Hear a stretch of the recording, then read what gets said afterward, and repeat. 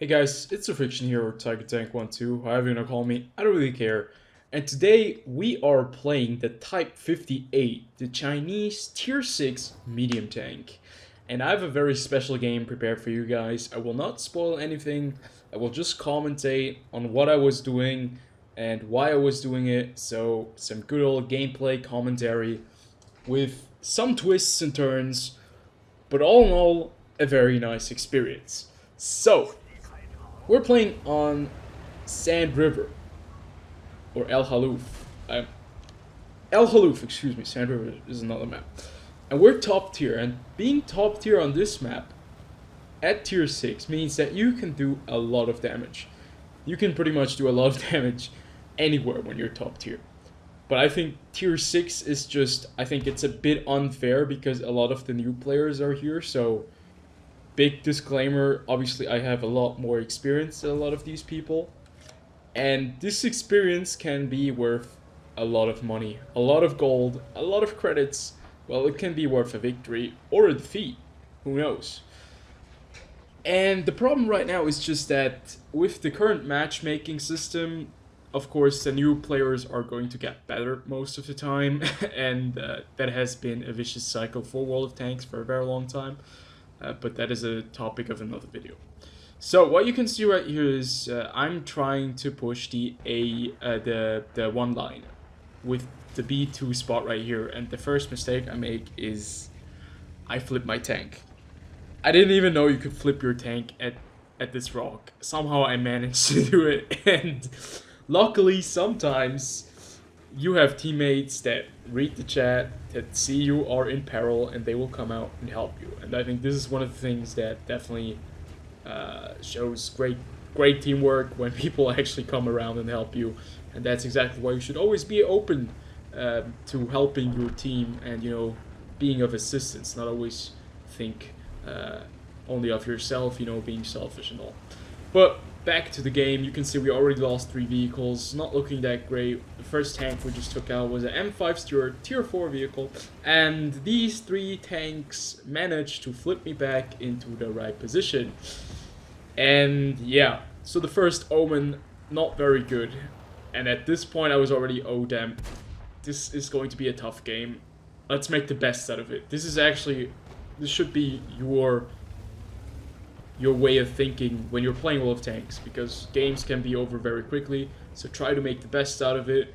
Don't try to, you know, get all upset and start screaming at your team, because it's not going to change anything. The only thing that you can do is be active and try to change the outcome of the game, maybe, or, you know, just get some more kills and do good for yourself at least. So what do we have right here? The T50. We decided to push the T50 together with the Matilda, because at this point my team has almost evaporated completely, and you can see that this tank does not have great gun depression. It is a Type 58, a Soviet copy of the T-34-85, but without the gun depression that the Soviet one has, and this one unfortunately suffers from, you know. It's a Chinese tank. It's one of their main weaknesses. They don't have great gun depression. And what you can see here is a bit of a aggressive kind of play style. I do tend to play a little bit more aggressively when my team is not doing that great anymore. And you can see that I don't really care about losing that many hit points, because the game is over anyhow, almost. At this point, all I can do right now is, you know, get some more damage and maybe get a top gun. But you can see we are still 4 tanks remaining. 3 tanks. Artillery just took care of one of the other tier 6 vehicles, the VK3001P. And we have a few medium tanks hunting us down, and some light tanks as well. That VK is going to be a big annoyance for me, and you can see he's doing fairly well. And we're trying to stick to this corner right here, and you know, just play it safe, stay away from artillery, see that we can take another pop shot at the VK and maybe take out the Cromwell, because the Cromwell is going to be a big issue if he stays there. He will be able to light us, and he's at low HP, so maybe we should just push the Cromwell. And right there you can see he's at 6 kills. There is no way I'm going to be able to take away the Top Gun from him unless I do kill more tanks than 6. But I'm not really sure if I'm going to be able to do that because I've already lost almost half of my HP, and I'm with a Matilda who is, unfortunately, if we look over, actually he's almost at full life, but still it's kind of difficult to go up against, well, how many tanks are there? 6 vehicles, 2 artillery pieces, and 4 tanks, 2 of them being tier 6s. So I decided to fall back, and I tried to communicate that to the Matilda that he should just fall back because we are in a tough spot right now. And what you can see right here is that we get surprised by a T-67. And a T-67 is a tank that does do a fair bit amount of damage when he can, you know, get to unload on you, because the T-67 doesn't have an autoloader, obviously, but it has a very, very good rate of fire and a decent gun at that tier. Back in the days, that vehicle used to be so overpowered, but now it's okay. It's in a good spot, I think. So, what can we do now in this situation? It's a 1-on-5 situation, and we have some tanks hunting us down. We have a VK, the light tank, that is running all over the place. Luckily for us, it's an encounter battle, so they can't really cap it out unless they have like 3 tanks on the cap, so cap is not really a big issue. So at this point I was thinking, am I going to push the artillery pieces, or am I going to push the cap first and then worry about the artillery second? No one has seen the Grant in this match. No one has seen the Grant. No one has spotted that vehicle yet. So he must be either AFK or he's hiding somewhere very far away from the battlefield. And I'm thinking he's going to be sneaking up on me because it's a 1-on-5 situation. Now we trade one shot in from the VK2801 to get 2 shots into him. And I know I've been firing a lot of premium ammunition in this round, but that has to do with me being one of the last remaining tanks. So I want to be sure that every single shot does penetrate the tanks. And I know premium ammunition, it is, well, you guys know premium ammo, not very good balanced at the moment. Let's put it like that. But you need a lot of premium ammunition in this tank when you're playing against tier 8 vehicles, because, well, let's face it, you're going to face a lot of tier 8s, so that is why I had like 23 premium rounds in my tank against tier 8 opponents.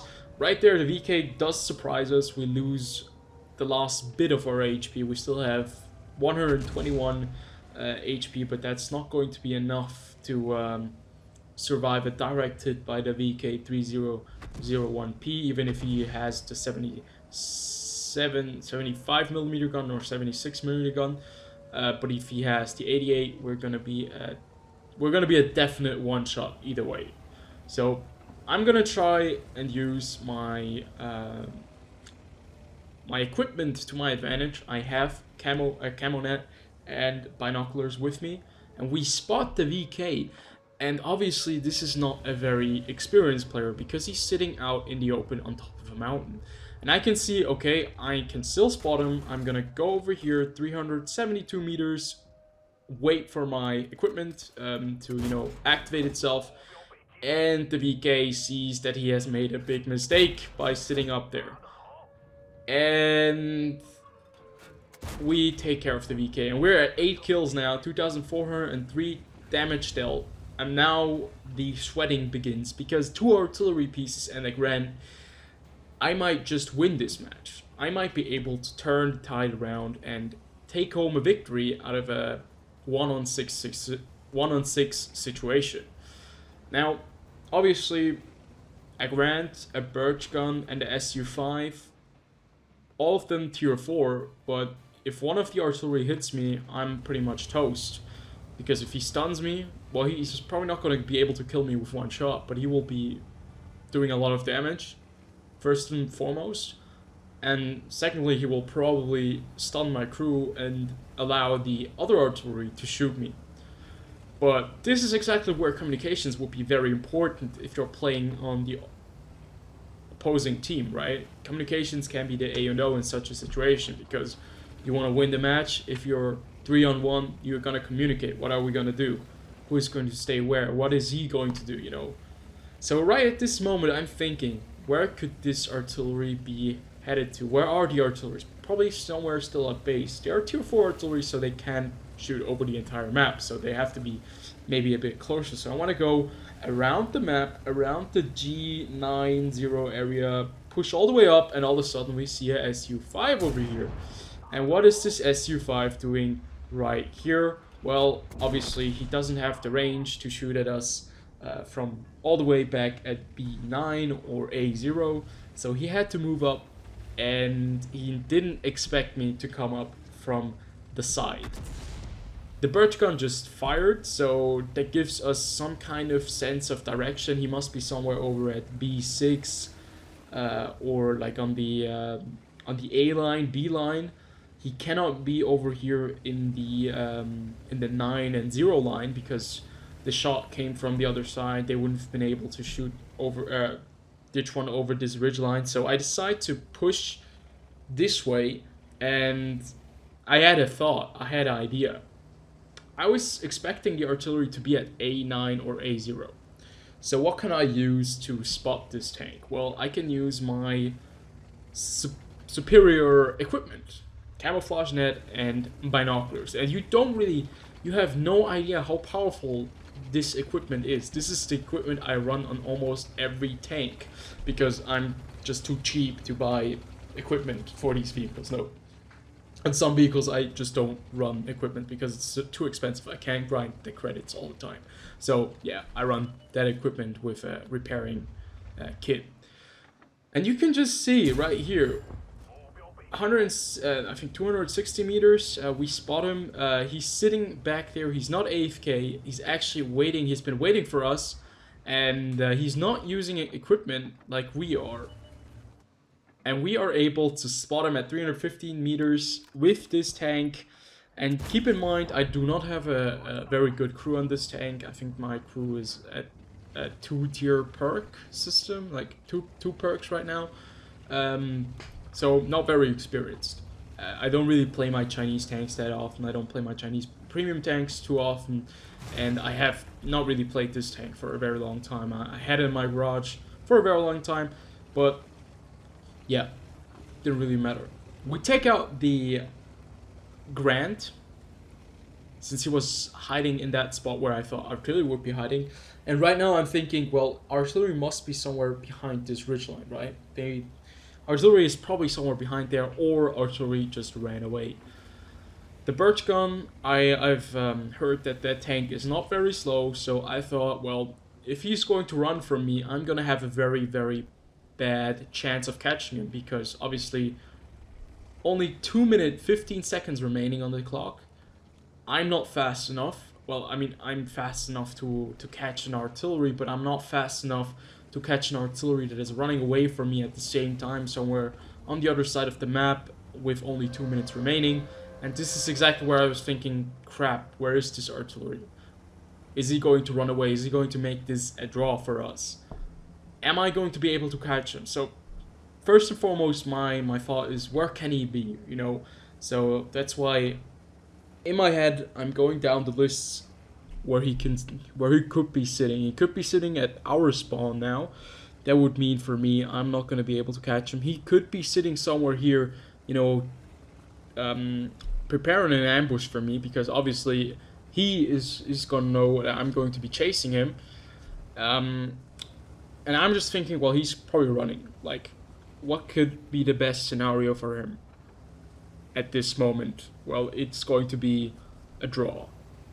And for me, well, a draw is the worst case. No, a draw would be neutral state. Worst case scenario would be a loss when I get, like, gunned down by this tank. And we proxy spot him because he was sitting in that bush. So right now, we have a very awkward situation. 54 seconds. I don't really want to go around the map anymore. I load high explosive in my tank. I try to wiggle, and you can see right here, side script. I don't have the patience. I'm too nervous, and I dunk my shot. And I have to be a little bit more aggressive right here. He actually fires at the the wall right there, and we take him out, ending this game at 11 kills, 3073 damage, and having blocked 160 damage. Well, I know a lot of the damage that I dealt right here was with APCR rounds. I know that I fired quite a lot of premium ammunition right there, but in such a situation where you're 1 on 6, I think you really need to have the assurance to be able to take care of everyone. If it is a legitimate reason, well, let's say I think I could have done it with AP rounds as well, but it was a kind of a, what do you call it? It's like also a mental support factor, that you have the additional pen if like the vehicle is doing something really weird, like if they're side scraping all of a sudden, and you would bounce with the standard rounds, and with the APCR you just go through it. Obviously, I know premium rounds are very disliked, and with such a kind of a game mode, with so many tier 6 vehicles, equal tier tanks and even lower tier tanks, I didn't really need the APCR rounds, but I still relied on them, still used them because I just had them in my tank, and I don't really regret using APCR rounds. I mean, obviously afterwards the end game credits were a bit lush. I had to pay a lot of fee for my for the restocking of the ammunition, but still 11 kills, we got the win, 3073 damage in this tank, a tier 6 vehicle. It's not too bad. I'm not too worried about that, and yeah, I had a great time. It has really opened my eyes for this tank, that this vehicle actually is very good. It's okay, not very good, but it's decent. And I like to play the Chinese medium tanks now, so I'm trying to work on you know, the 113, the heavy tank line as well, and I want to get the 121 in my garage one day. But that's still very far away from being a reality. So up until then, I will see how it will go in the Type 58. And I hope you guys did enjoy this gameplay, and I'll see you guys on the next one.